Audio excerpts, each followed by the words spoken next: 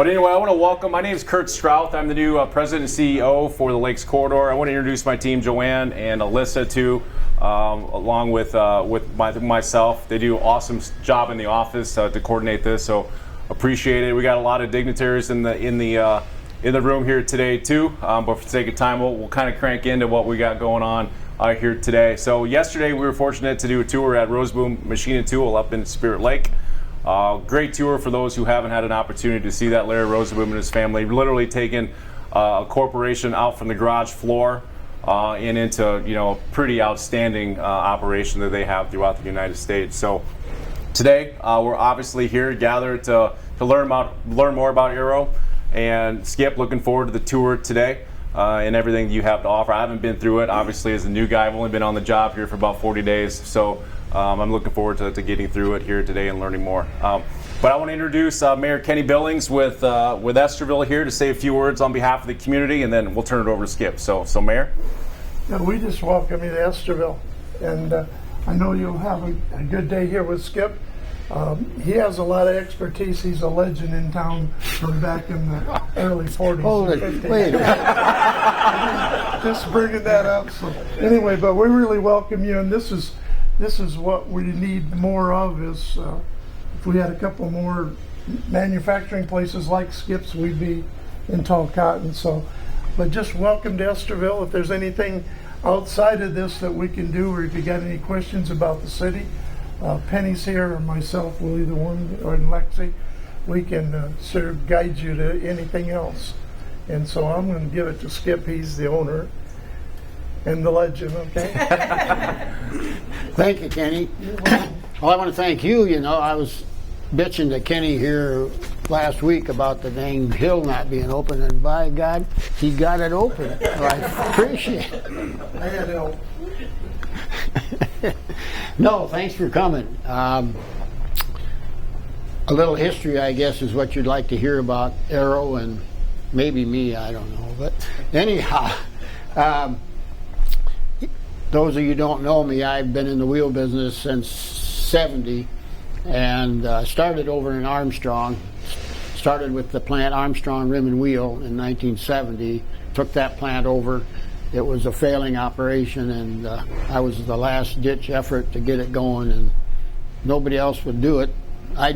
Nobody told me it wasn't going to work, so I went in there, and anyhow, I was successful in turning it around. I started with like 13 employees, 6,000 square feet. We sold it in 98. We had 250 employees and close to 300,000 square feet.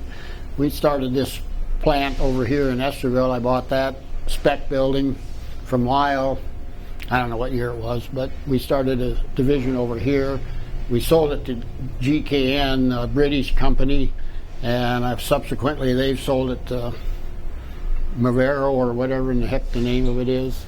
That doesn't make any sense to me. It doesn't make any sense to me. But anyhow, I left we at Armstrong back in the late 70s, early 80s. Guys that were racing were looking for a wider wheel to put on their race car, and they couldn't find anything.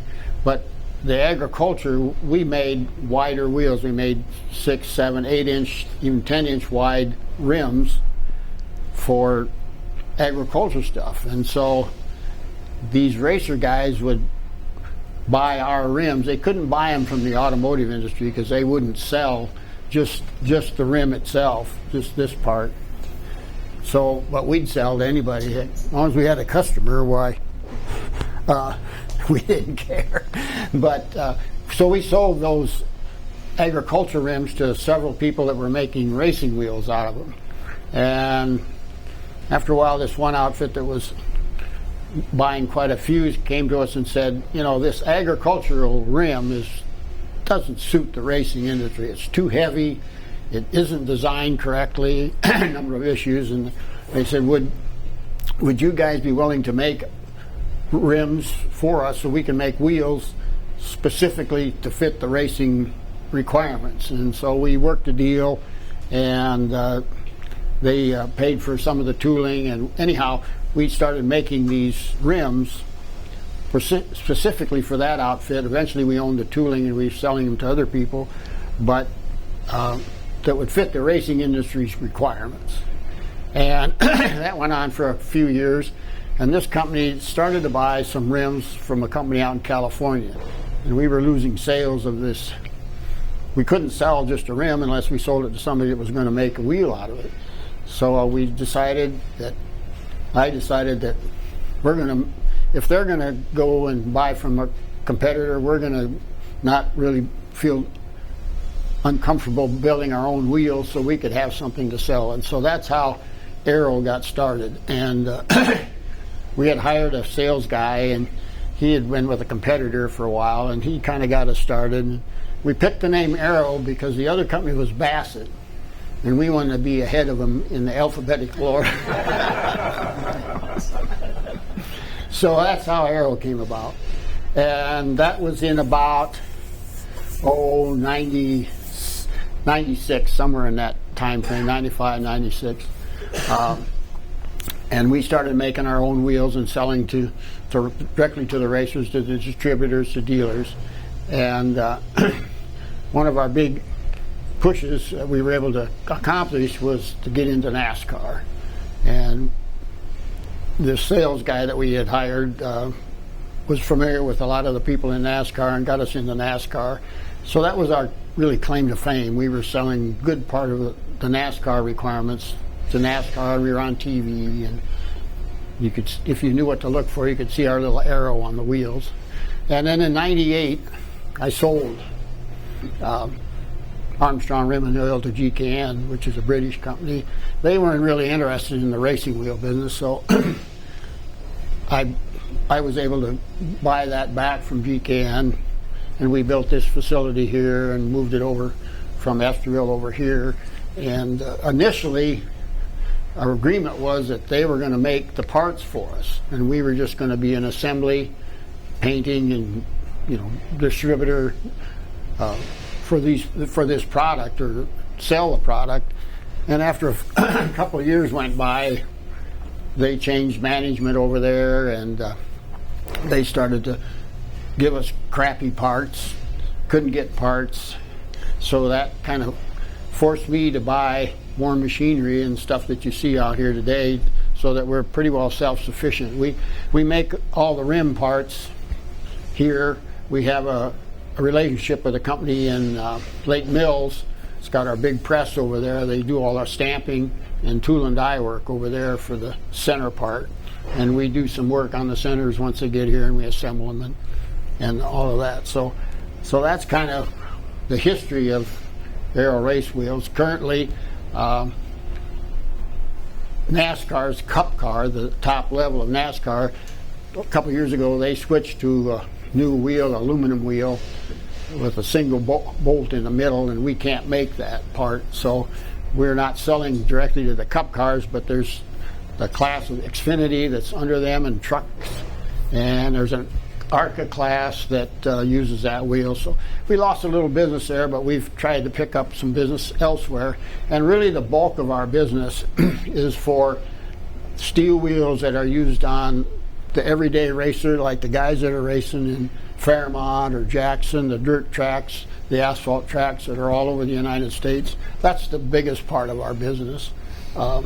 We just got more exposure with the NASCAR stuff, so it was nice to do that, but we didn't like to lose the business. But here again, it was not a very large part of our volume. So anyhow, the guy Kelly, she's our sales guru, marketing, sales, Miss Aero, along with Jody, who is Mrs. Aero. Jody is in administration, takes care of all the front office. And there's Eric Daly. He's manufacturing manager and plant manager and takes care of all the production.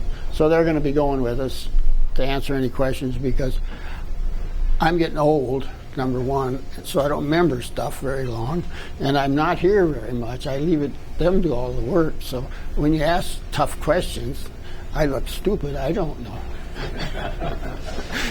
But anyway, do you have any questions right now before we get started? How many employees do you have? Oh, I don't know, 20? 14? Oh, now 14. Yeah, 14. Been a bit slower Yep. some of this season. I don't know, we attribute it to dealers stocking up a lot last year in anticipation, didn't know what was going on, and so they loaded their warehouse, and then things kind of slowed down, so they were trying to get rid of their inventory. And the economy isn't doing the grassroots racer any favors. There's a lot of people that race in good times that probably shouldn't.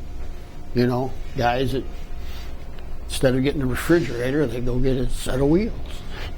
But when things are, you know, tough as they are, that maybe they're not, their job isn't as good, or their interest rates, or this, you know, what the economy is, they drop out of the race. They can't race anymore. So that impacts the market and how many wheels are going to sell, because they don't wreck them unless they're racing.